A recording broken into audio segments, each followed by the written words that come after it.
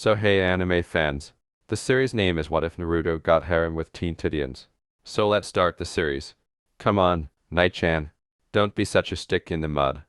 The red-eyed Izam let out a frustrated sigh. Anko, I have no intention of losing my shirt on one of your stupid get-rich schemes. Again. Anko smirked and said, what are you complaining about, Kurenai? Losing your shirt at that moment got Asuma to look at you, didn't it? Well, bits of you, anyway. Bits that I didn't want anyone to see quite that early in a relationship, Kurenai replied. Anko gave a shrug. Now you see, that's why he dumped you. Kurenai feebly defended herself, saying, he didn't dump me. We're just backing off for a while, to sort out our feelings for each other. Denial ain't just the river in river country, you know, Anko replied. Beside, you know he'll never choose you over his cigarettes. Kurenai gave an eye roll. Well, yeah. So I basically got nothing out of that and you want me to go along with another of your schemes. I'm not the one in denial, Anko. Have any of your plans ever worked out like they were supposed to? Anko objected, saying, they usually work out though, in the end, right? Look, just hear me out, okay? This is different. If it involves selling snake oil medicines again, using me as a test subject, then you can go right to. The recollection of its specific plan made Anko smile somewhat maniacally. No, no. This is different. Something we haven't tried before, he remarked. Although no one had been purchasing, she was still able to apply several creams to Kurenai, which she considered a victory. Look, you know how good I am at poker, right? Kurenai complained. I know how good you are at poking at me all the time. No, well, yes, but that's not what I mean. The card game. Remember how I used to scam the other kids at the academy out of their lunch money? You'd lose your stake, wager your shirt and then win the money back when they were distracted staring at you. Answered Kurenai. If you want the money that bad, why don't you just get a job as a stripper? Meanie.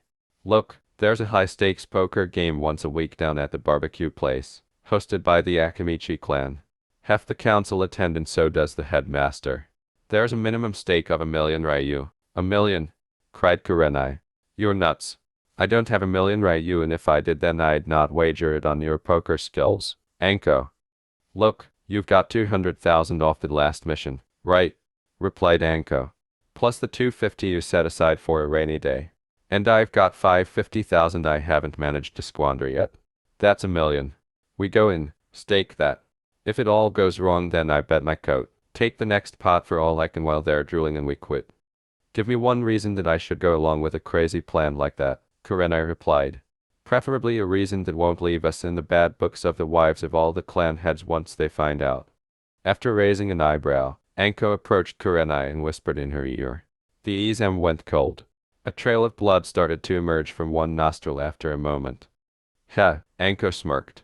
She exclaimed, let's go get our stake out of the bank, Kurenai, and departed, pulling the still glazed Kurenai along with her. After several hours, Naruto Uzumaki was evading capture. This was nothing new, really. Naruto was only 6 years old, but his pranking skills had earned him a spot at the top of Narashikaka's troublesome people list. Naruto had learned to flee from the military police agents with some degree of success less than 2 years after starting to walk. This may have been inspired by the fact that they ended up pursuing him every week or so after he pulled one crazy prank after another. The military police were pursuing him in civilian clothes in this instance since their uniforms were Disterno. Duffy Air. Not available. Indeed, unavailable due to the prank of today. Of course, they could have worn them, but the uniforms still smelled of something. The amount of water the brat must have consumed to generate that amount of urine was simply a guess. Unfortunately for Naruto, 3 of the military police had been able to detect him because the throng along the retail district of Hyde Village were starting to thin out at this late hour. There he is. What? There. Get him. I swear I'm gonna kill the brat this time.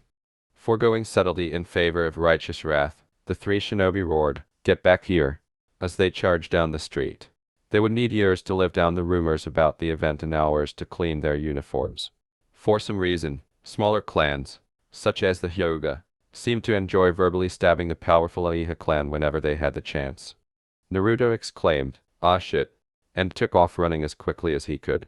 Unfortunately, his legs weren't really up to much pace because he was now shorter than 3 feet. Naruto had only a few yards left when he turned a corner and saw a strange man and two women passing through an open doorway.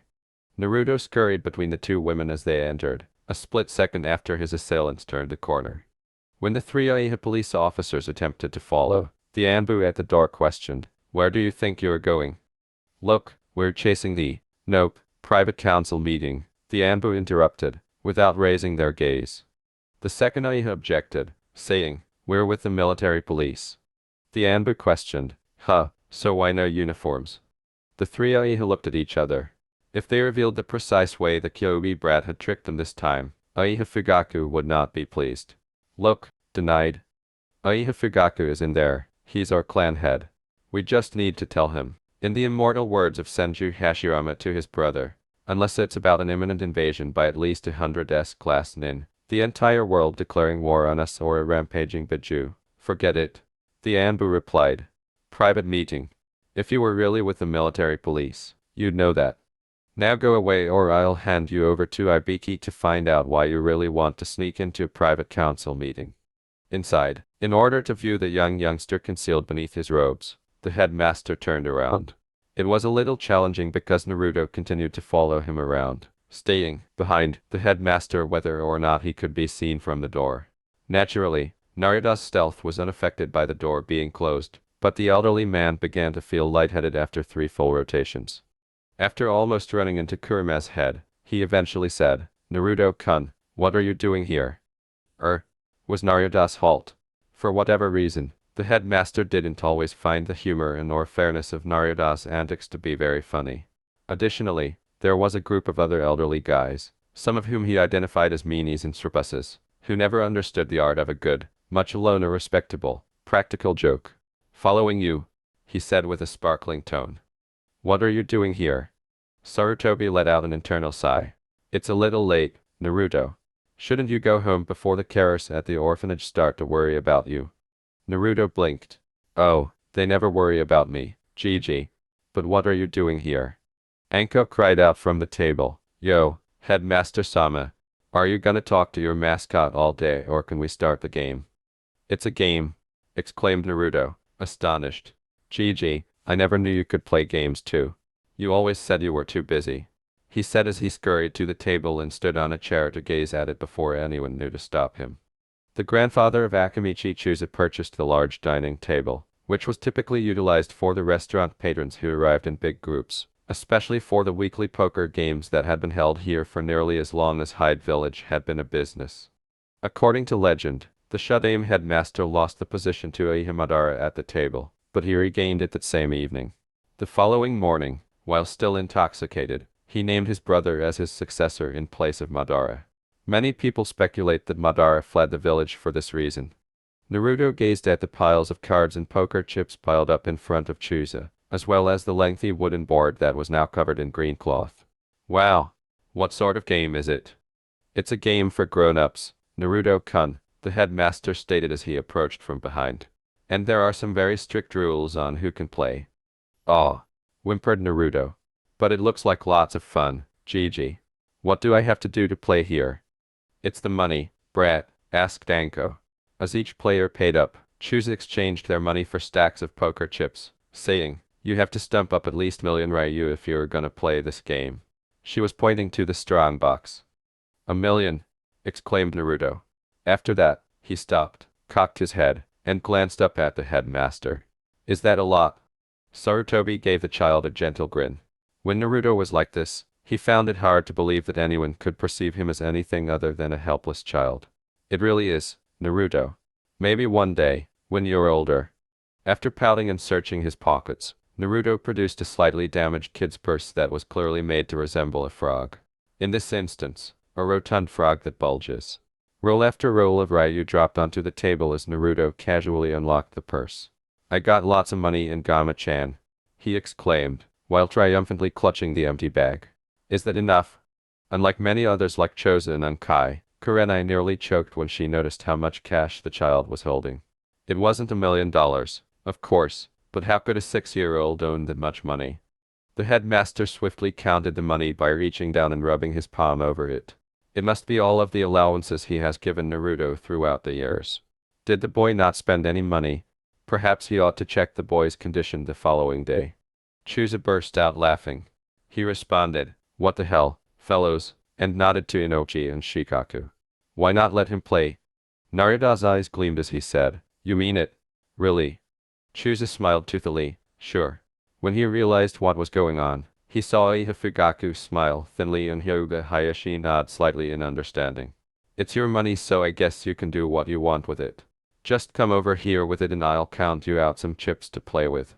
Additionally, he noticed that the headmaster's eyes narrowed, so he took extra care to count out Naruto's chips, giving the demon brat exactly what he paid for and preventing the headmaster from grumbling. With Kurenai sitting somewhat away from the table to indicate that she was not playing herself, Naruto took a seat to the left of the headmaster, putting him next to Anko. The elderly man then started to swiftly go over the game's rules with the young boy. Later on, slowly, the first few hands moved. As they waited for the final few guests, they agreed that the pots would be small, allowing Naruto to learn the rules without losing too many chips. Danza's entrance was the only genuine surprise. He wasn't exactly a regular at the game, but after a few doubtful glances at Naruto and Chusa, he blended in as well as ever. 10,000 Ryu chips moved across the table as the pots started to rise to their normal level. Today's play was intense, and the headmaster had to focus on his own cards, giving Naruto only sporadic attention. As of yet, no one had any outstanding hands. The only winning hands were a pair or a 3. There was a thrilling moment when Hayashi and Naruto looked at one another for over a minute, assessing each other's level of confidence. When they were playing hearts and spades, Hayashi folded on his pair of 3s, which was unfortunate because Naruto was entirely mistaken about the value of a 5, 7, 8, 10, and knave. Naruto won the largest pot to yet, and Hayashi mentally noted that he should not depend on the Gakka's faith in his cards when he was unsure of their true value. Even with the pot, he only had roughly as many chips as he had started with, so it didn't seem like he was doing all that well. Sarutobi looked at him anxiously. "Naruto, are you sure that you want to keep playing? After all, you've just had a big win." "No way!" shouted Naruto. Seeing the other players' smiles, he mistook their meanings and exclaimed, "I'm gonna win way bigger than that." Actually, he was merely encouraged by the quiet chuckles. Nobody knew that Naruto had been a little irresponsible with his chips. Even though he was seated on multiple cushions, he was the tiniest person at the table by 2 whole feet and had far less reach, so it wasn't really his fault. He had so succeeded in sweeping a number of chips off the table onto his lap or the ground. It would have been obvious that he had won a lot more than he had lost if he had added those winnings to the rest of his winnings. He would have won nearly the standard minimum stake. However, things weren't going so smoothly for Anko. Kurenai was starting to become agitated, and the mound in front of her was only about half as big as it had been at the beginning of the game. She lost another hand and decided it was plan B to win and leave. She forced herself not to smile as she glanced at her hand for the next round. Beginning with the 7 and working down to the 4, 4 diamonds turned to face her. This would be the best hand anyone has played tonight if it had an 8, 3, or any other diamond. She would definitely push the pot. Since Danza's arrival, Chusa had been driving the pots upwards, and he started high. Before the betting reached Anko, there were 2 raises. She raised once more, adding to the pot about 1/3 of the money that was left in front of the 2 kunochi. As player after player threw out 1 or more cards, Chusa dished out cards on demand while the majority of the table remained in place. When the Queen of Diamonds slipped into Anko's hand, she had to hold back from laughing aloud after dropping her 5th card. A flush. She became flushed. The field became smaller as players began to fold, but Danzo raised after examining his cards and saw that he had drawn 2. Both the headmaster and Inochi folded the Kurama's head as Naruto called, and one of the Hyde Village's weaponsmiths did the same. Squinting at his cards, he raised them once more. As Anko shoved the remaining chips forward to match the wager, Kurenai clenched her teeth. She would make Anko wish she had committed suicide, so this had better be good. Anko remarked, "It's so warm in here," and got up to take off her coat, which she hung over her chair, before sitting down once more with only mesh covering her upper body. A few of the men's faces turned distinctly red, suggesting that the temperature in the room was undoubtedly rising. "Nay, nay," Naruto responded to her with a smile. He hadn't drawn anything this round, so he asked, "Isn't this fun, Nichan?" "Oh yes," answered Kurenai firmly. "Fun." Only 6 players remained at the end of the round. Chusa drew 3, and it was obvious from his grimace that he would be folding. The only player who made the other players do anything was Danzo, who stood up once more and grinned at Anko. Inochi and the weapon craftsman both folded. Naruto dropped the rest of his own chips in the pot, summoned Kurenai, and smiled. The vacant area in front of Anko caught everyone's attention. She bit her lip. Kurenai. Breezily, all right, Anko remarked. I'll throw in. Me and Kurenai-chan as personal servants to the winner. Eep, squealed Kurenai, becoming pale. Danzo gave them a glance that was obviously leering. When he said, "That's acceptable, Uzumaki," the headmaster cleared his throat. "I really don't." Danzo retorted, "It's up to those still playing to agree on what's acceptable," and the headmaster grumbled while glancing at Naruto. The boy gave both women a perplexed look. He mumbled, I dunno, servants would mean you'd work for me, right?" "Between their missions," emphasized the headmaster. "Correct, Danzo." "Oh, certainly," said the elderly Anbu. On Anko's shoulders, Kurenai's fingers closed. Indeed, either Anko would prevail, or she would wish she were on an S-class suicide mission and approach the subject directly, make crude comments and passes at him, and then shamelessly attempt to kill him with her standard-issue Hyde Village headband. "Okay then," said Naruto. "So we're done betting then?" "I think so," Danzo remarked. "I believe that it is you who should begin, Mitarashi. Surely the addition of the two of you must count as a raise." One by one, Anko spread out the cards. "Flush of diamonds," she declared with assurance. "Queen high." After giving her a long, unmistakably leering smile, Danzo began setting down spade after spade. "The sixth card he has," was the monarch. He murmured, "Flush of spades, king high." Kurenai's hands started to strangle Anko as they approached his neck. Now, Yoi-chan," grinned Danzo. "No damaging the merchandise." That was it. Kurenai eventually lost his already strained temper. She screamed and had a crazy expression on her face as she put one arm around Anko's neck and raised her into the air before lowering her back to her head.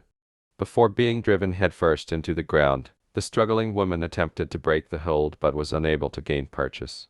Thankfully, she had learned the snake style, a T-spirit art form that emphasizes tense muscles and ungainly movements, during her training with her cunning sensei, so she emerged from the impact with only minor injuries.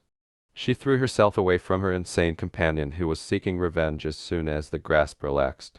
She had little more than a second before being tackled by what appeared to be a furious Pantera, thus turning back to Kurenai proved to be a bad move. "GG, how does a pair of threes count against that?" Naruto asked the headmaster, ignoring the play behind him.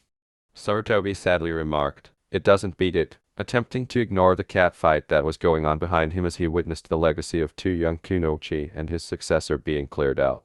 He couldn't decide which hurt more. Naruto questioned, "What if I've got two pairs of threes?" As Naruto turned his cards over for everyone to see, the room fell silent. Anko sat up, straddling the other woman, and even Kurenai gave up on mauling her. Danzo's hands started to shake significantly before he grabbed control of himself, and 4 threes turned to face the players gathered. He answered, "Well, congratulations, young man," with some hesitance. "It would seem that you have a pair of matched pet kunoichi."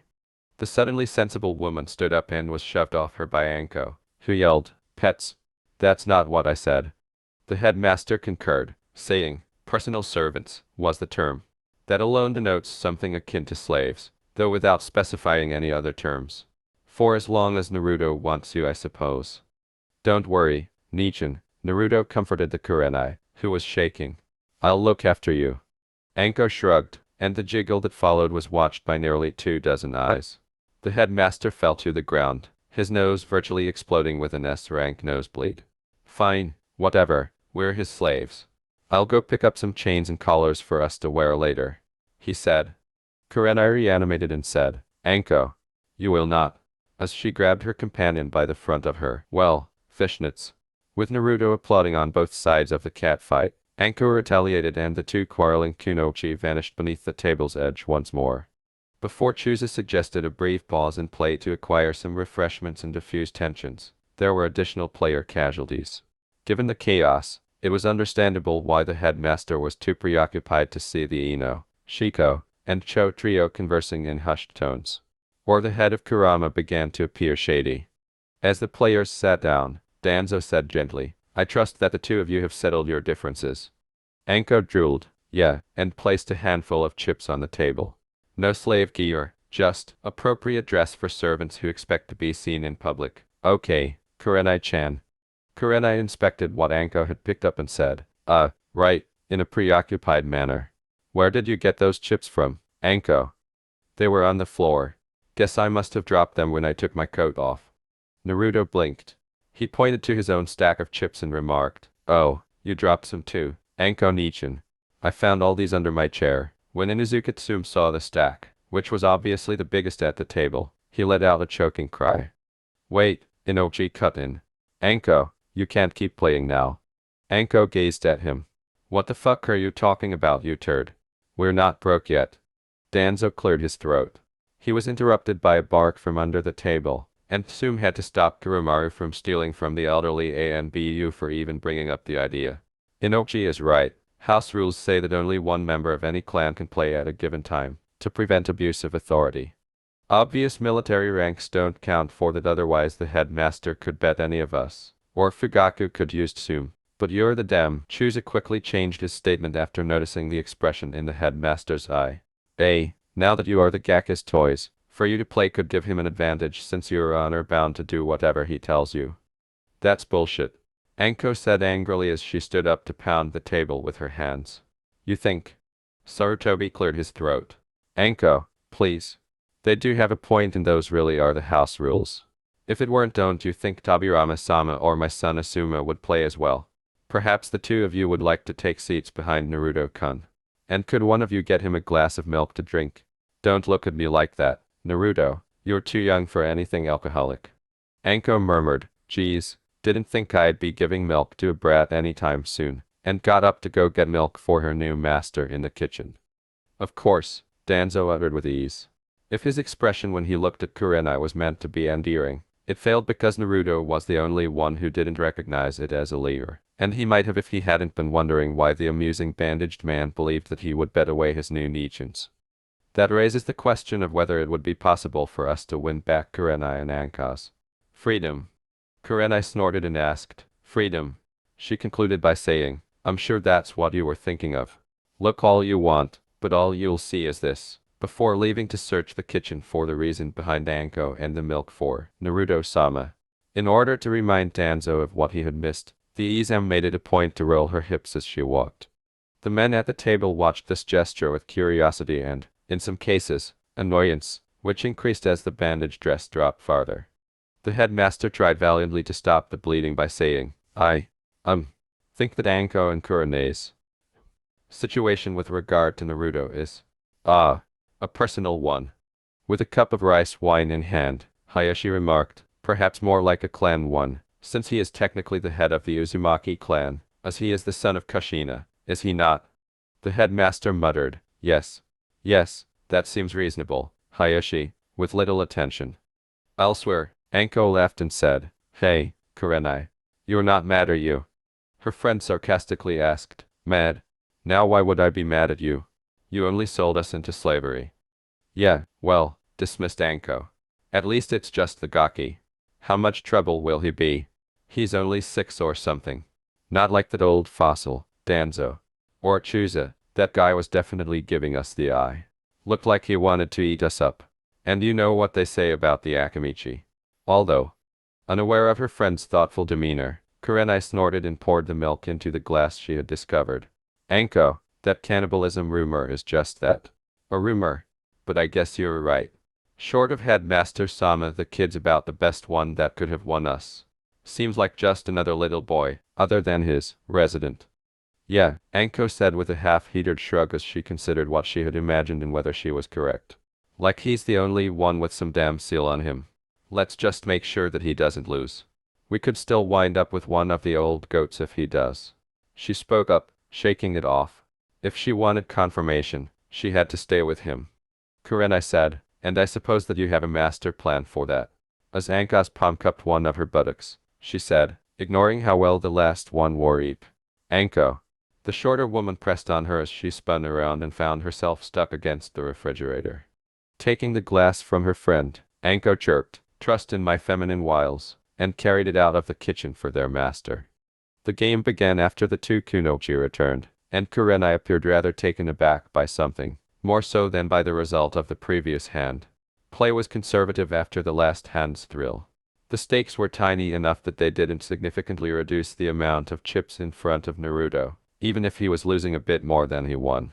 Even though he had what might have been winning hands, he was still making blunders and twice folded. Then, as he examined his recently dealt hand, Chusa gave the headmaster a small nod. The fact that Shikaku not only called but also increased the stakes, or that Inochi, who was opening for this hand, placed a large wager, was most likely not a coincidence. After hardly glancing at his hand, Naruto raised rashly and shoved nearly 1,000,000 ryu into the pot when the betting reached him. Chusa paused, then looked at his hand once more. The Akamichi steeled himself and forced half of his remaining chips out to continue even if he hadn't been winning himself tonight. The players were dealt cards and the cards were discarded. When Naruto nonchalantly tossed away 4 of his cards, the headmaster and the slave girls felt a chill. As he distributed the replacements, Chusa nearly choked on his own laughter. The youngster had raised even though he was holding nothing valuable, and stood on the pair of kings and 3 knaves that had been dealt to him. Shikaku and Inochi raised once more, but this time in a more cautious manner. After hesitating, Kuroda Higurashi, the leading weaponsmith in Hyde Village, put the shop's deed on the table as collateral for cash he was short on. The headmaster folded, and all eyes turned to Naruto, who rose from his chair and leaned forward dangerously, pushing forward everything in front of him and fell face first onto the table, only saved by Kurenai's fast hold at the back of his t-shirt. The headmaster said, carefully, with caution, "That's a big bet, Naruto." Chusa was the next to go pale. In money, he couldn't match that. With the exception of Naruto's set of 4, he held the finest hand of the evening and the odds were slim for anybody to beat a complete house. However, he would have to fold if he was unable to cover the wager. With fast thinking, he dug into his wallet and took out the coupons for a few food stands that the Akamichi had rented out in the market, all in strategic places. Instead of bringing them home before the game, he just threw them into his wallet after examining them earlier. "These should make up the difference," he said, advancing all of his chips plus the deeds. Before turning to face the remaining players for approval, the headmaster stood up and reviewed the deeds. They all nodded, with Naruto obviously copying Kuroda's incisive, firm nod. "Full house," Chusa murmured, flipping his cards in relief. Knowing that their teammate would reward them for increasing the pot's size without the cards to back it up, Inochi and Shikaku casually threw away their hands. "Full house," the leader of the Akamichi clan said again, glancing at the 2 players who were still there. Naruto smiled. He triumphantly exclaimed, "This beats that, right?" and set down 2 queens, a joker, and 2 threes. Kuroda laughed, a deep-seated laugh that didn't seem to be directed at Naruto. He laid down 2 threes and 2 queens and said, "Well played, youngster. It's a winning hand all right. But so is this. As well as a joker." "Exactly equal hands," said Fugaku in a low voice. "I've never seen it happen." "Never." "The brat loses," yelled Chusa. "Look at the sweets. If the cards are the same value then the sweets decide."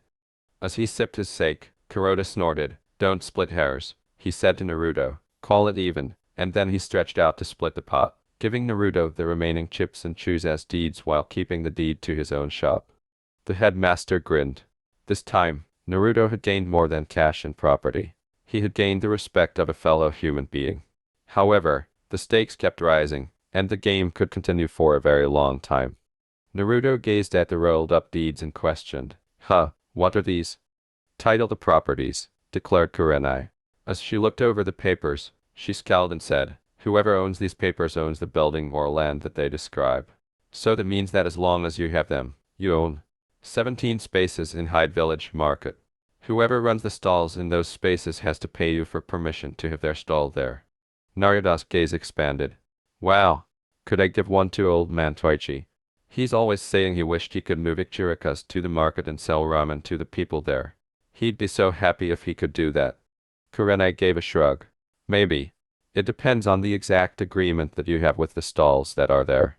As Kuroda said, sort it out later, kid. We're here to play cards. Hell, you might not still have the stalls when the sun comes up, so why worry?" "Right," exclaimed Naruto. Chusa gave him a stern look and handed the cards to the civilian seated to his left. Deal me some cards then, he said. The large Jounan remarked, I'm sitting this hand out, and got to his feet. Shikaku and Inochi both up, signifying that they were in the same situation, and walked off of the table with their partner. Got to go get some more money to keep playing with. Naruto held up his hand for inspection after the cards were dealt, giving Kurenai and Anko a chance to view them. The two were too cunning to show their dismay when they realized Naruto had nothing to play with because they were trained kunoichi. When Sarutobi got the betting, he coughed. Looking at his own small pile of chips, he remarked, I don't think I want to run out of beer money, so how much would you say that permission for a child to enter the academy a year or so early is worth? Fugaku gave him a cautious look. He cynically questioned, I thought you didn't want any more prodigies appearing like Itachi did. Tsume sniffed, so he can go as screwy as Mato or that Haddock boy. Sarutobi stated unequivocally, the yondaime didn't approve of children as young as 3 or 4 being entered. He wrote a pledge to that effect on a slip of paper and said, having seen the effect on one of his own students. However, I'll stretch the point by a year, if anyone wins this slip off me. Kuroda recommended, write another and put the 2 of them in the pot for your call. I think there are quite a few kids out there who could benefit from starting a little early. Anko interjected, throw in a scroll on Fuin spirit art. She went on after getting a range of reactions, saying, what? It's a profitable art, and to my knowledge Headmaster Sama is the only seal master currently in the village. The scroll would defiantly cover it. Tsume grunted, not a bad idea, though, not all of us give out sword as toys, but she did not object when the 2 slips and a voucher were shoved into the pot. Naruto tossed 2 cards at random and absently inserted his own chips without lifting. But he got nothing better, so instead of continuing to stake, he folded. After winning, Tsume viewed the papers with annoyance. As she absently pulled the voucher into her stack, she mumbled, what the hell am I going to do with these? Naruto chirped, you could give them to me. Hell no, kid, snorted Tsume. You want them, you gotta win them. Inochi and Shikaku returned to the table, and Anko looked at the kid anxiously. Not that she had never been in trouble before, or even out of it, but if his luck was running out, she would be in hot water again, and taking Kurenai with her would be a much bigger worry.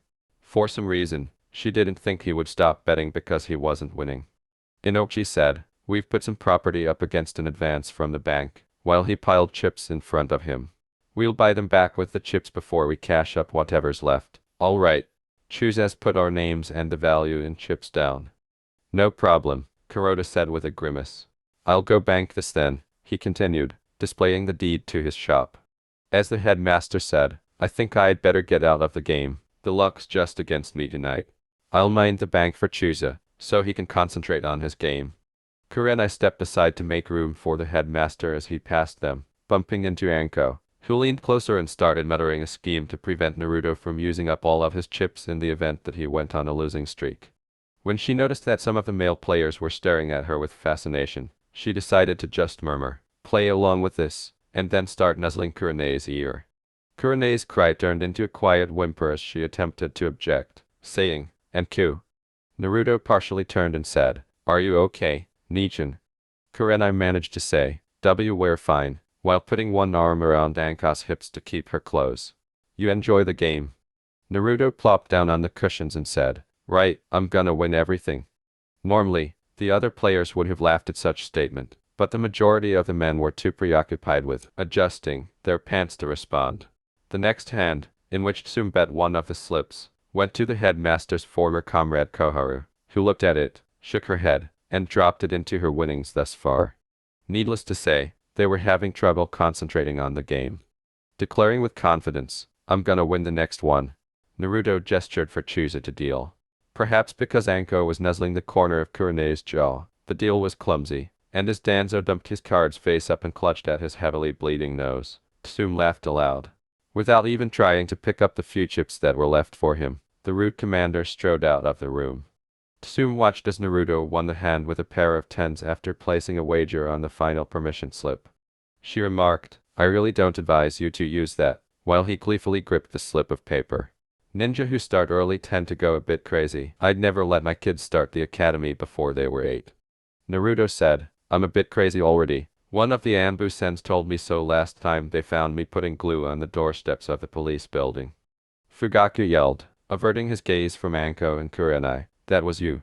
What was it in aid of? Naruto said thoughtfully as he picked at his nose. Well, the police always chase me when I prank someone, so I thought that if their feet were glued to the ground then they wouldn't be able to. Anko's hand started sliding up Kurene's skirt, causing her to whimper a little. Homura, who was seated behind Koharu, collapsed from his chair due to a nosebleed that was comparable to the headmaster's earlier experience. Koharu angrily questioned the two kunoichi. Would you stop that? It's not that I mind you taking advantage of this bunch of perverted men, but some of them aren't young enough to keep up anymore. Nay, said Naruto. What do you mean, Abazan? Are my Nichin doing something naughty? Nearly every male at the table gave Tsuma a look when he began to snicker aloud. Yano, Gaki, you're okay, the woman said. Damned if I know how, but looks like you're turning out okay despite everything. Still, maybe you'd better take those girls of ours in hand. Naruto appeared unsure. Curious, he inquired. How do you mean? Keep one of them next to you, Tsum said, grinning. That'll split them up and make them concentrate on you not causing trouble. Naruto said, I've got to keep them out of trouble. I can't ever keep me out of trouble. Anko mumbled absently, not that you try very hard. The boy scowled at her as he turned around. If I'm gonna be in trouble it might as well be for something I did, he said. Leaping from his seat, he took out every cushion. Sit here, Nichin. I gotta be responsible and keep you out of trouble. The headmaster would live to regret not being able to witness the wonderful expression on Anko's face as she complied and allowed Naruto to sit on the SM's thighs and climb into her lap. It must have been priceless based on the way Tsum laughed and fell out of her chair. Kuromura's expression was nearly as funny when he leapt to his feet, placed his front paws on the table, and glanced over at Naruto. Although the Inuzuka canines were undoubtedly smart, their thought processes differed greatly from those of humans. The sight of Naruto being cared for by two women twice his size and more than 3 times his age in this instance undoubtedly amused the big dog. After bouncing the back of his head against Anko's chest, Naruto decided that she was far more comfy than the Cher's headrest. Anko's face at the collision was as arrogant as she always was, as the earlier flirting had left her quite sensitive. Although the following few hands were pretty quiet, nobody left.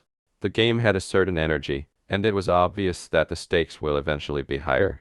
When the Chusa went bust, Aburame Shibi was the only player who resisted the temptation to give him a use for more chips. Following Shiba's departure, the hand fell down to Koharu and Fugaku. When Fugaku played 3 queens, taking the majority of her remaining chips and the permission slip, the former was shown to have overconfidently bet on 2 pairs. As Fugaku rolled up the slip and stored it, it appeared that Daiha Sasuke would be entering the academy a year earlier than expected. After examining his cards in the subsequent hand, one of the non-professionals began to increase the stakes. It was such a terrible bluff that the shinobi were nearly ashamed to use it. When the merchant showed that he had been dealt a straight flush and hadn't been bluffing at all, Kuroda and Naruto were the only ones who folded immediately and, consequently, the only ones who avoided being burnt. You were lucky once, Yasuke, Chusa whispered. He gave out the cards and gestured for the merchant to begin the betting this time, asking, but will you be lucky again? Player after player chose not to risk another significant loss by betting against him once he started high. However, considering how conservatively the Hyuga clan had been playing the entire evening, Hayashi increased the stakes more than anybody had anticipated. A sardonic, Hayashi, are you feeling all right? Fugaku inquired. That's more than you've bet in every hand so far tonight. I've got a good feeling about this hand, Hayashi remarked, looking blearily at Yasuke. Inochi scowled as he leaned over Hayashi to count the empty bottles on the floor. There were a minimum of 3, and Hayashi's preferred rice wine was quite strong. On his turn, Naruto exclaimed, I'm feeling good too, and increased the stakes even further, making Kurenai swallow. Yeah, shouted Anko. Show how it's done, Naruto-sama. You're gonna be rich. The merchant appeared anxious by the time that player reached Yasuke once more. Hayashi and Naruto were the only players remaining. Both were resolute, and Naruto had already had a terrible run of luck tonight. He tossed his cards face up, revealing a pair of knaves, and shook his head. He remarked, too rich for me. Hayashi's gaze shifted to Naruto. Let's be men about this, Uzumaki, he said, erratically, maybe. How much do I have to bet to have you put up everything you have on the table? The headmaster said, Hayashi, in a menacing tone. You don't have as many chips left as Naruto, so he's got no reason to do that. All right, Hayashi said. He thrust all of his chips forward. He gestured to Naruto and said, I'll bet you all this and 2 Hyuga maidens to balance out those 2 commoners you won earlier. After a moment of astonished quiet, Naruto pushed all of his chips forward before anyone could stop him. He firmly declared, I'm not gonna bet away my Nichins, and Anko gave him a gentle embrace in relief. But if you want all this bet then I'm game. Right then, Hayashi said, putting his cards down. 2 kings. He collapsed into the table, face down, a second later. Hot damn! Inochi exclaimed. He's put away at least 7 bottles. I wouldn't want to be him in the morning. I wouldn't want to be him either, the headmaster remarked. That isn't 2 kings. It isn't even 2 of a kind. He's got 1 king and the rest of his hand is nothing. He must have been seeing double. Naruto, if you have anything at all, then you've beaten him. With a shrug, Naruto put his cards down. 9 clubs, 7 diamonds, 5 hearts, and 3 spades. And the spades ace. The leader of the Shiranui clan blew a single, lonely whistle before leaving to pay in the chips that were left to him. He had already lost enough, and in the morning, he would have a story to tell his son Genma about the youngster who had wagered a fortune while holding nothing at all. Reaching over to Hieshi's position, Fugaku picked up the half-empty bottle, poured a measure of the wine, and took a sip. He added, good stuff, and refilled the cup. Somehow, that didn't sound all that sympathetic toward the only clan that could compete with Fugaku's clan's power. He'd better have his hangover wear off before he goes home. The Hyuga elders are pretty shrill. At the best of times they're going to be in a shrieking fury unless Hayashi can win back that promise of 2 Hyuga maidens. After Kuroda instructed him to pass the bottle around, the Aiha handed it to Inochi, who used it to fill his own cup before giving it to the weapon maker. Hayashi was taken away from the table by 2 of the civilians who took him by the shoulders. If you can wake him, there's coffee in the kitchen, Chusa remarked without raising her gaze. And get some water down his throat. I'd not wish facing those whinging old women hungover on anyone. Even though Tsume and Inochi had good hands, Shikaku took the following 2. Shikaku won the following 3 hands after Naruto won another. Inochi remarked, looks like you're on a roll, and opened a second bottle of wine. On the following hand, though, the Nara folded swiftly, and the other players followed. This left only Naruto and Tsume staring at each other over their cards, while Unkai hid behind his own. Tsume started, then stopped, as Kuromaru jumped halfway up onto the table and began to yip at her. Heads looked around the table as she asked the Ninken, you sure? What was happening? Or had Kuromaru caught someone infidelity? But Tsume was interrupted by another Ninken bark. More barking. Are you sure, Kuromaru? She glanced up at Naruto and asked, you have a feeling? Well, Gaki, Kuromaru seems to think you'd give it a good home if you've got the cards to take this hand, so I'll raise your bet by the pick of the last litter from Kuromaru's mate. A number of people gasped. In some respects, it was simpler to accept that Hayashi would gamble away clan members than that the Inuzuka would give up one of their cherished canines. Of course, if you don't look after the pup, Tsume said, I'll cut you up and feed you to Kuromaru. Are we clear? Naruto blinked. After receiving a sign of approval from the Kurama, he flipped over his cards, revealing 3 threes and a joker, putting aside the lone knave in his hands. I guess so. So, are we going to look at cards now?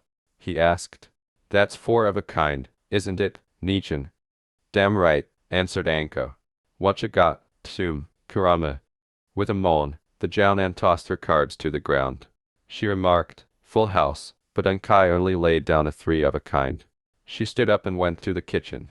A few minutes later, while Inochi was busy losing another hand due to overconfidence in a pair of 5s, she heard someone's head being dipped in a bucket of water. Queens over 2s. Fuck this for a game of shinobi. I'm gonna quit for the night. Come by sometime, brat, and we can pick you out a puppy. Hayashi yelled from the kitchen, damn it, Inuzuka, and the room burst into laughter. I think Hyuga-sama has awoken, the headmaster said lightly. There was more splashing and a muffled moan, and Tsume just told him what he lost on the last hand. Inquiringly, Naruto raked in the handful of chips in the pot and questioned, how can you tell, Gigi? The headmaster clarified, he simply attempted to drown himself in the bucket of water, Naruto-kun. Naruto gave a headshake. You can't tell that from here, he asserted with assurance. Jumping down from Anko's lap, he took Kurene's hand and said, I'm going to go see for myself.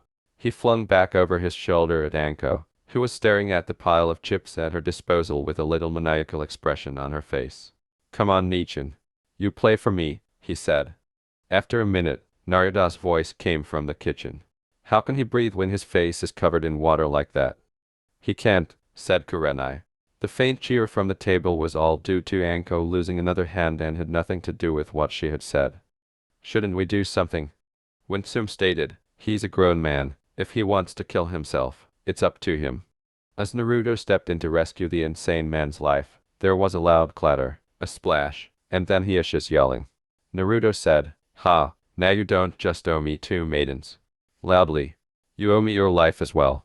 Stop. What's a maiden anyway? As he and Hiashi exited the kitchen, Sarutobi saw that Naruto appeared a little drowsy, possibly due to the time of day or the explanation Kurene had given him. In fact, he yawned widely as he took back his spot on Anko's lap. The Kunoichi appeared anxious, but it seems that the boy was unaware of how well, or, in this instance, how poorly, Anko had performed for him. Kurene lacked such restraints. She snarled at her companion. Anko, what the hell happened? The red-eyed Gen Spirit art user said. Anko replied with a grimace. Took a gamble to get Tsum to bet the voucher for the scroll. Took a bit. Perhaps you should call it a night if you're tired, Naruto-kun, the elderly man said, interrupting the red-eyed Izam as he was about to urge further. You've done very well, after all. Aw, come on, remarked Chusa with a lively tone. Hiashi's just back in the game. You've just got to give him a chance to win back all he's lost. Tsum sneered. What does he have left to bet? He bet everything on his last hand, remember? Not quite everything, Hiashi remarked, handing Chusa a note he had scrawled. Fair enough.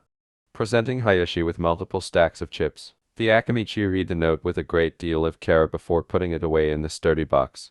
He laughed and said, Don't spend it all in one place, but it was obvious that something wasn't quite right.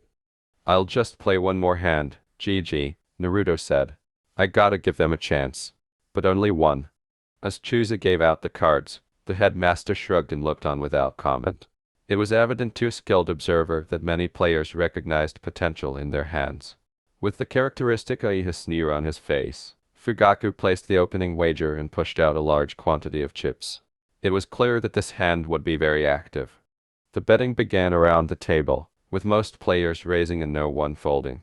Considering how many chips most people had left, Naruto soon had more chips than anyone else in the central pile.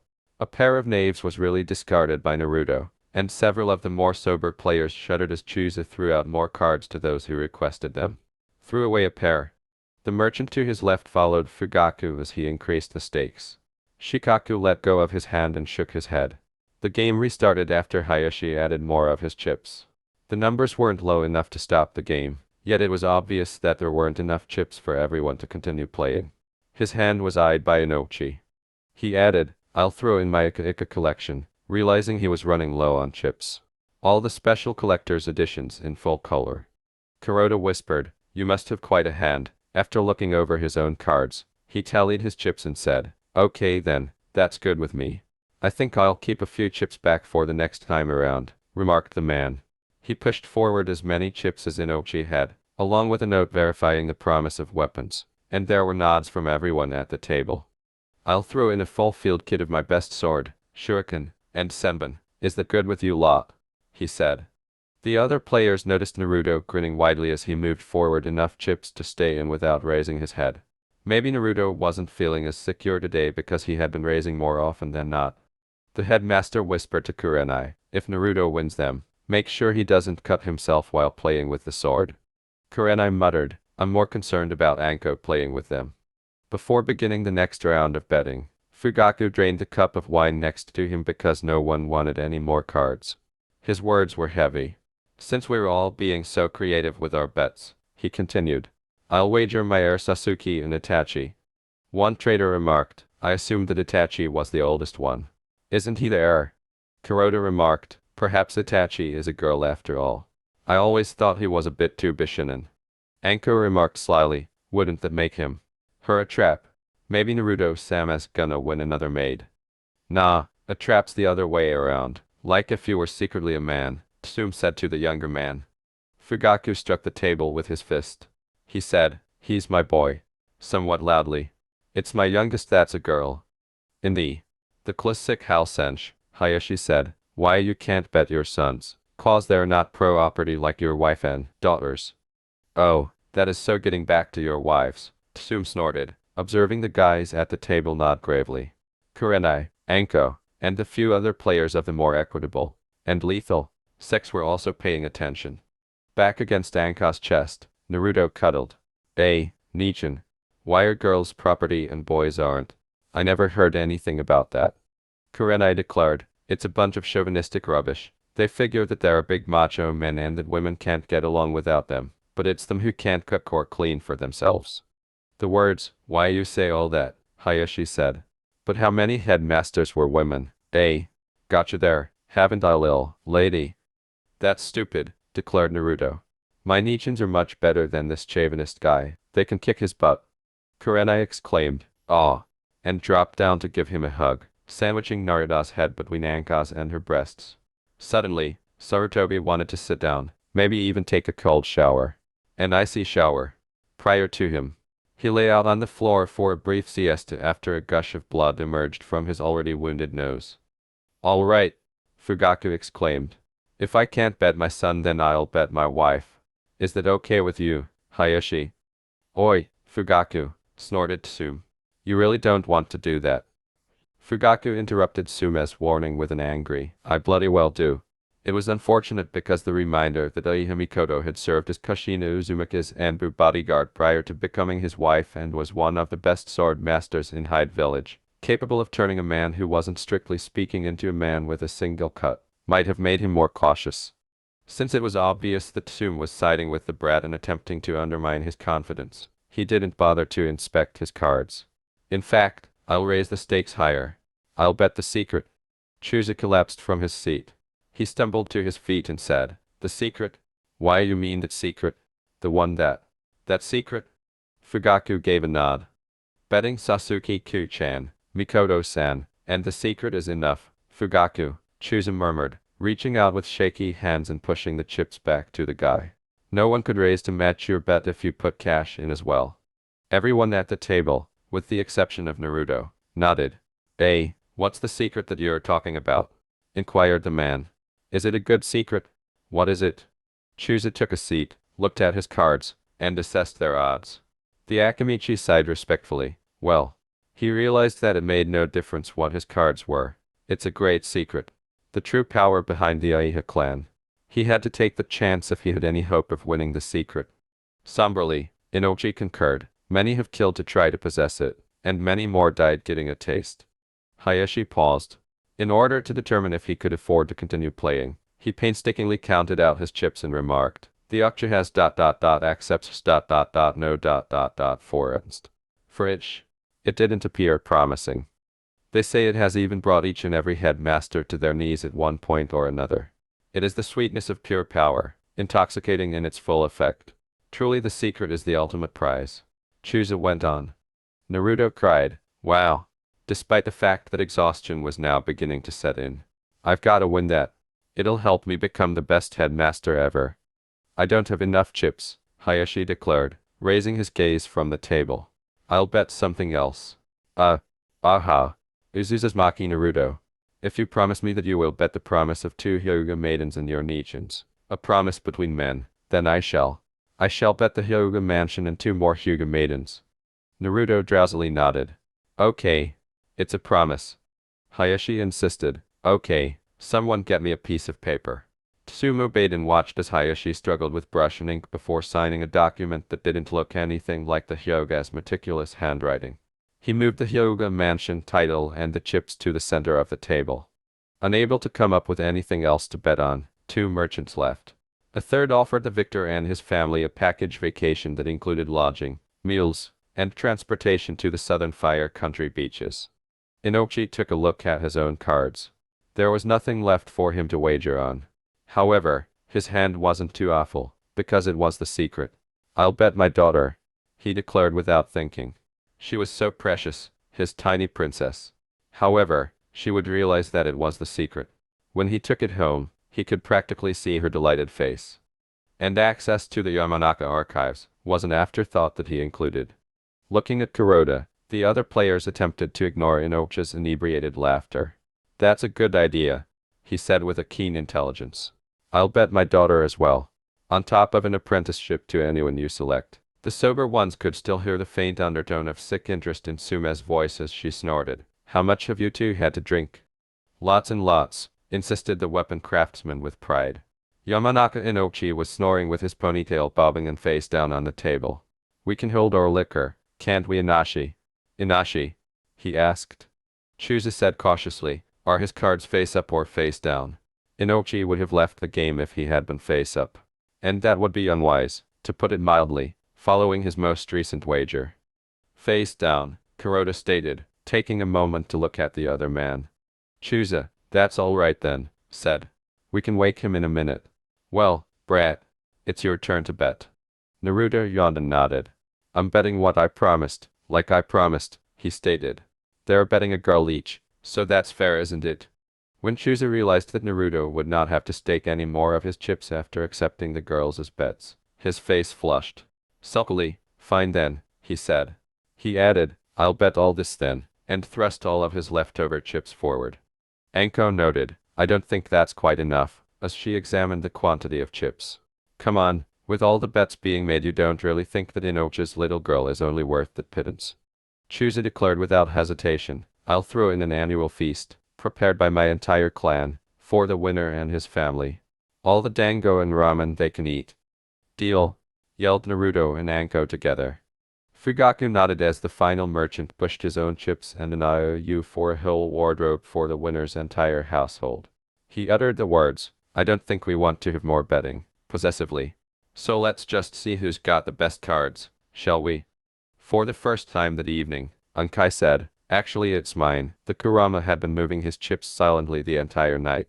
As a result, many had often forgotten about him. A bet of Aiha Maiden and her mother, as well as the Aiha much coveted secret. 4 Hyuga maidens in their mansion. The heiress of a clan, and an heir of an artificer, including their prized secrets. On top of the miscellaneous things in this pile. He remained seated, his hands folded across his mouth. I'll bet the Kurama heiress on top of going all in. Is that it? If it is, then I'll start. Hayashi put down his cards with a smug grin. A 9 is the largest number of diamonds. A flush, he declared with assurance. What are the odds, eh? Chusa remarked, pretty good, and lay down his own flush, this time of clubs. A knave was his best card. Don't worry, Hayashi. I'll let you buy your mansion back when you've got the cash. Inochi shook his head in disagreement. Yeah, replied Chusa. I've already got a house, Inochi. I didn't bet that. Inochi muttered, gesturing to Chusa. He spread out his cards with his other hand. I got a flush too, knave high, and my second highest card is a 10. Chusa moaned. His next best card after his knave was merely a 7. You've got a house as well, Inochi. Why do you want Hieshi's? Inochi clarified, Lil, Ino wanted a doll house for her birthday. I'm gonna give her whole Hyuga mansion as a doll house, and 4 Hyuga maidens as her dollies. At this point, Hayashi left the conversation, slapping his head against the table in exasperation. He declared, I'm a dead man, dead, dead, dead. And when I'm dead, Hisashi is going to kill me all over again. Stop shaking the table, Shikaku sternly instructed him. We'll talk to Inochi once he's sobered up. You needn't bother, grinned Fugaku.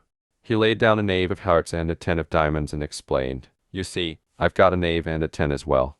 Kuroda muttered, Tat's not worth anything on its own, and threw away his own hand, which had yet to defeat anything on the table. The chief of the Aiha clan said, how about another 10? He did indeed have 2 knaves and a 10 of spades to lay next to every other card on the table. Flanked by the Navas twin brothers. Sorry, Hayashi, he said in a tone that was not real. I'd let you buy your mansion back, but we've been looking for some land to build a new prison complex on, and the Hyuga mansion should be just about large enough. Plus, with those 4 Hyuga maidens I just won, we won't have to pay for the cleaners. Ha ha. That's what you get for betting against Aiha when the secret is on the line.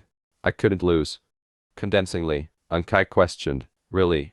As he went on, this says differently. His haughty demeanor betrayed his conceit, and he put the 5 cards down. Hearts are 10. Hearts knave. Hearts queen. Hearts king. Ace of hearts comes last. The uncontested winning hand was all the other players could look at. As other players pinched themselves to demonstrate that this was a dream, Anko remarked, "No way, this has to be a dream." Nothing was altered. Unbelievably, she continued to use Kai as she pulsed her core energy, disregarding all table manners. Ankai was startled when the table briefly appeared to flicker. Slowly, all eyes followed the perspiring Kurama. Everyone's eyes except the headmaster's. He broke the Gen Spirit artwork on the table with his immense core energy. The table changed with the sound of glass breaking. The sums before the different council members ranged from significant to negligible, which is less than what should have been the case. It wasn't the worst, no, though. 9 of hearts, 7 diamonds, 5 spades, 3 clubs, and an ace of spades were placed in front of the Kurama head. The room froze. It grew so silent that the Anbu's breaths could be heard in the darkness. What had happened was clear. The Kurama's leader, Ankai, had cheated. It would be clear what would happen next. "I win!" exclaimed Fugaku. "Perhaps." Anko snickered and then giggled in a high-pitched voice while glancing at Fugaku. She giggled and said, "Are you sure about that, team?" "Really, really sure." Kurenai walked around to try to see what her friend had just seen in their owner's hand and asked, "What do you have, Naruto-sama?" She scowled.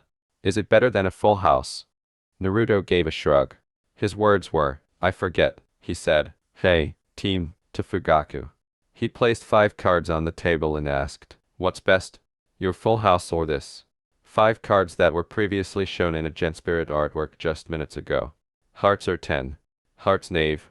Hearts queen. Hearts king. Ace of hearts comes last. The purple flush on Fugaku's face caused Hayashi to start crying. Leaping out of his chair, he yelled, "You little bastard. You cheated. You must have." From behind the Aiha, where nobody had been standing only a moment before, Sarutobi coughed deeply. "Aiha Fugaku," he uttered with ease. Adding, "I'm sure that you aren't suggesting that a 6-year-old could cheat without being spotted by any of the accomplished ninja at this table. Besides," he said, giving Fugaku a solid shoulder pat, "don't you have more pressing concerns, given the nature of your losses?" Fugaku's face lost all of its color, and he collapsed back into his chair. "Hey, kid," Tsum said with a laugh. "What are you gonna do with Hieshi's mansion?" The boy looked at her incredulously. Telling her, "I'm gonna live in it, of course." He glanced at the sobbing Hayashi before jumping off Anka's lap and trotting around the table to him, saying, "I don't have to stay in the orphanage now, I've got a house of my own. Don't worry, Ji-san, I won't make you leave unless you're naughty." The headmaster looked and murmured, "Yes," with warmth. There was a gratifying cry as the head of Kurama attempted to slip away. "Oh yes. Anbu, please make sure that Ankai-san doesn't leave. I'm sure that several people here that would like a word with him." Sarutobi strolled over to the drowsy but victorious Naruto after leaving Chusa, who was acting as though he was in extreme shock, to begin opening the bank to cash the players out. His words, "You did very well, Naruto-kun," were followed by a touch on the boy's head. "Why don't you go sit with your Nichins while we get packed up?" With a yawn, Naruto circled the table again. Kurenai caught him before he could go halfway and gathered him in an embrace. The child yawned once again and leaned his head drowsily against Kurenai's bosom, receiving multiple envious glances from the guys at the table. "Well done, Naruto-sama." Before counting and looking down at the empty table where his chips had been, Chusa piled the heaps of deeds in Ryu up on the table. He took half a dozen deeds from the pile and put them aside, sighing. He looked at the meager chips that were left in front of Hayashi and realized, right, first things first. Who wants to buy back their deeds first? Hayashi, you put the hot springs up for 500,000 Ryu. Oh. Hayashi just pushed over his remaining chips, accepting their value in cash, while tears still streamed down his face. He carefully counted everything before making his way to the bar. "I guess there's enough to get me drunk," he mumbled beneath his breath. "With any luck, drunk enough to forget all about tonight." As the remaining players compared their chips to the cost of recovering their property, panic broke out among them. Nearly every one of them was failing. As he counted the stacks of chips in the bank and attempted to compare them to the little mound of chips in front of Naruto, Chusa was in the worst possible position. He was desperately tempted to simply follow Hayashi to the bar. aside from the fact that he most likely couldn't afford to pay for a drink. Hell, there was not enough money left for a little shandy. Unsteadily, he murmured, "Headmaster Sama," gesturing for Sarutobi to return. Upon the arrival of the headmaster, Chusa said, "Headmaster Sama, Uzumaki-san has broken the bank. There isn't enough money to redeem all of his chips." The headmaster said, "Well, I guess he'll have to take some of the property then." "Would anyone who can afford to redeem their property come over first?" he shouted loudly. He glanced at the pile of deeds before turning to face the yawning Naruto and said, "Those who can't will have to work something out with Naruto-kun. Tomorrow, perhaps." "Chusa, cash Naruto out 1,000,000 Ryu for now. Anko, give him the chips. Then you and Kurenai can take him home for some sleep. Kurenai, your apartment is near here, isn't it? I'll sort this out. We can meet at the Hyuga mansion tomorrow afternoon to sort things out." "Fine," mumbled Chusa. He sulked as Anko placed a bundle of cash in Naruto's frog wallet and then added the IOUs for all the assets that the brat had misplaced. Depending on how much money he could cobble together to purchase them out of the bank, he moaned, "This is gonna be a nightmare," picturing his family's likely outrage at losing control of the stall spaces and perhaps half a dozen eateries to boot. As the three of them left the restaurant, or more specifically, as Kurenai and Anko left, Anko said, "You see, Kurenai." Naruto was soundly asleep in the crimson-eyed Esam's arms as the sun rose in front of them. "I told you that it would all work out in the end. And look, we're gonna be living in a mansion." The streets of Hyde Village were rather empty at this early hour, with only a few stores opening early and the rare ninja beginning their training early. Thus, a weapon maker named Kuroda, also known as the Artificer, was seen stumbling down one of the main streets with few witnesses. Inuzuka Tsume, who showed a modicum of empathy by pledging to ensure that he would go home, accompanied him but took care to keep upwind. She was only accomplishing this, of course, by pulling him to his feet when the man's remaining balance failed him. The two of them were among the relatively few players from the card game last night who had not made the decision that it would be safer to remain in the pub for the time being. According to the hypothesis, after rumors circulated and exaggerated their losses, their families would be pleased that the rumors were untrue and somewhat more understanding of what they had truly lost and to whom they had lost. In addition to Tsume and Kuroda, the Uzumaki Gaki and his two new Nichins were departing, which made Tsume laugh. Aburame Shibi, the headmaster, and Dunkai were also among them. He sent another ANBU to the headmaster tower to warn them that he would not be arriving until late today, if at all, and not to bother him unless there was a verified Biju attack for him to vent his frustration on the general perversity of the universe. The headmaster had left a couple of ANBU on guard over the bar to ensure that no one drunkenly decided to expunge their shame through seppuku. With any luck, Sarutobi would end Danza's suffering in the community and he would become a nuisance, but that would probably be too much to ask for. Shibi was tasked with obtaining the game's bank and the different chips that each participant kept, then calculating the damage. At least part of the Gakka's wins would have to be properties that had been pledged in lieu of cash and whose owners couldn't afford to redeem them today, unless there was a lot more money in the bank than Tsume had anticipated. How much each of the losers could scrape together would determine how much.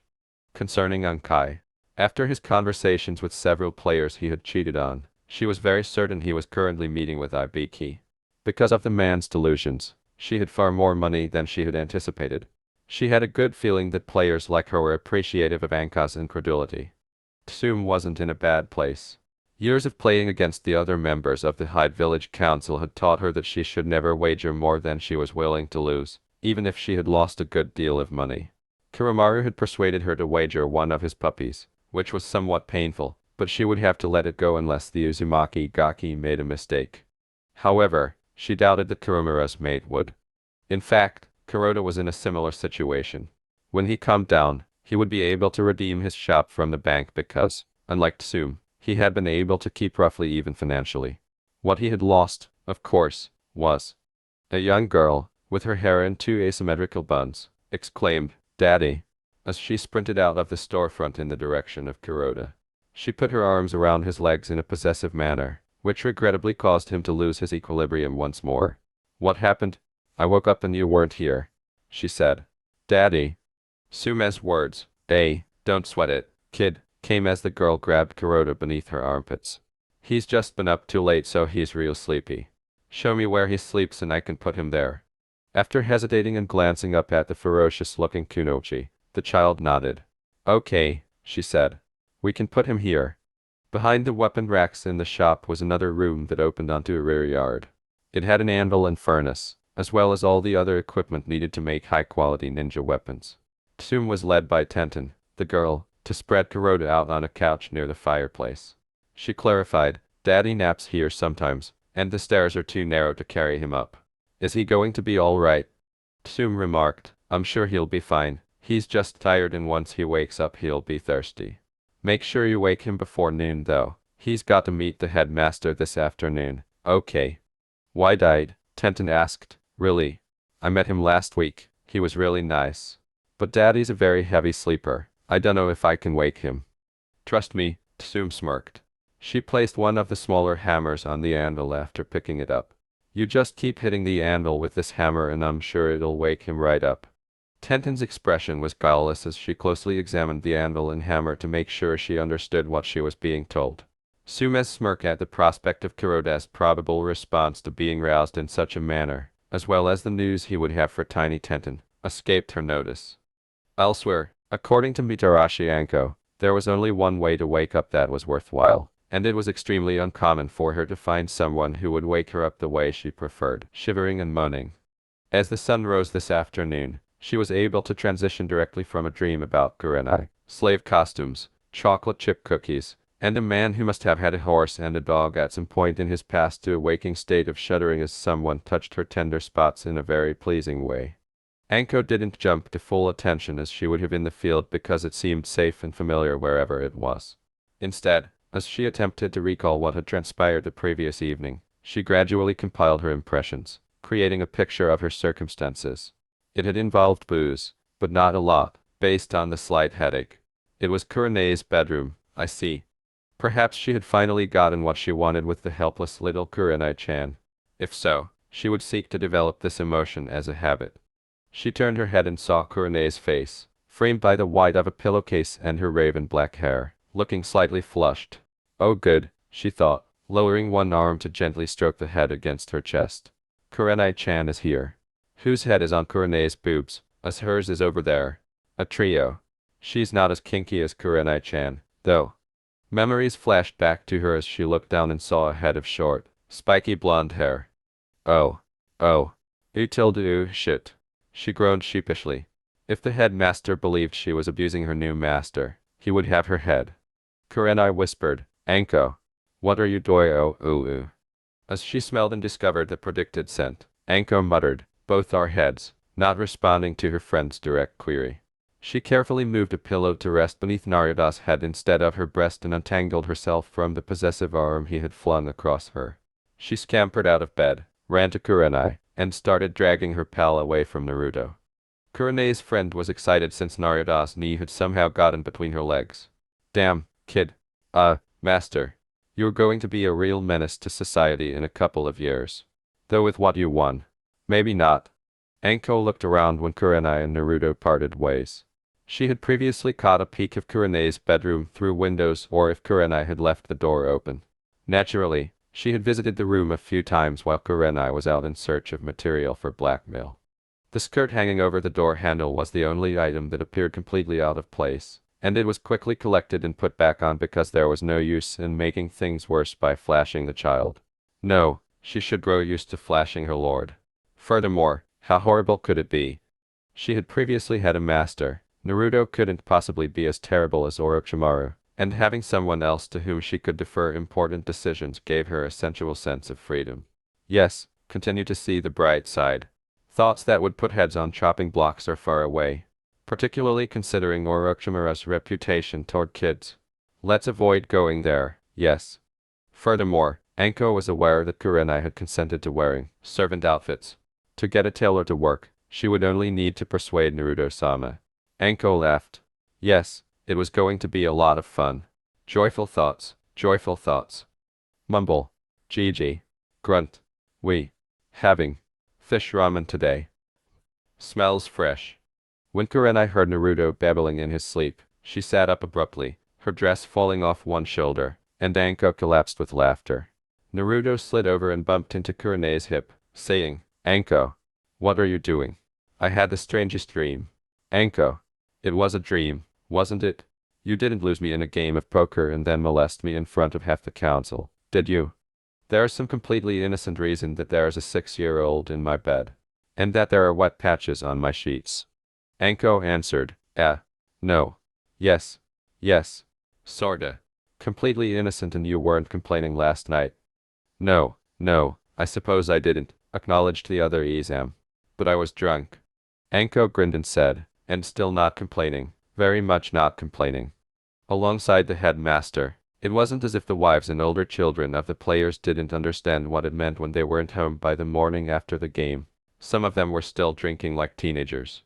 However, the Sandame headmaster sadly shook his head when he returned to the bar and saw that, despite the fact that the small group drowning their sorrows had been gradually depleted as the early hours of the morning as those trying to forget the previous night were collected by various clan members. To stay upright, the three of them, Ino, Shika, and Cho, were clinging to one another. Honestly, mumbled Yoshino Nara. You know that you need to be up in time to take the children to the picnic. You don't expect your wives and I to make the food and run around after the three of them, do you? With a fierce lash of the whip, she pushed her husband and his teammates out of the pub. It was logical to assume that the whip was a combat tool rather than a kinky toy because it was composed of chain links with razor edges instead of cowhide. Sarutobi had never quite ventured to consult his crystal ball, despite rumors that Yoshino was a dab hand with whips in such situation. After all, he wasn't getting any younger, and a headmaster who was confined to a hospital bed and needing blood transfusions wouldn't be very happy. The voice said, Oi, Dad, from the door. Sarutobi looked up from the stack of scrolls and blinked. Asuma. Since he was on leave from his duty protecting the daimyo of Haino Kuni, the burly young shinobi appeared a little less martial than normal. In that regard, it didn't help that he had his nephew tied to him. Goodness, is it that hour already? The younger Sarutobi whispered, Yeah, well, as he tapped a cigarette from a shabby package. Hiding here to do your paperwork doesn't mean you can avoid your share of babysitting. I haven't had a smoke in 6 hours and that's enough of a sacrifice. This paperwork isn't my usual paperwork, the headmaster moaned. There were 3 new players last night and one of them broke the bank. Naturally, I get invited to arbitrate the division of what spoils remain.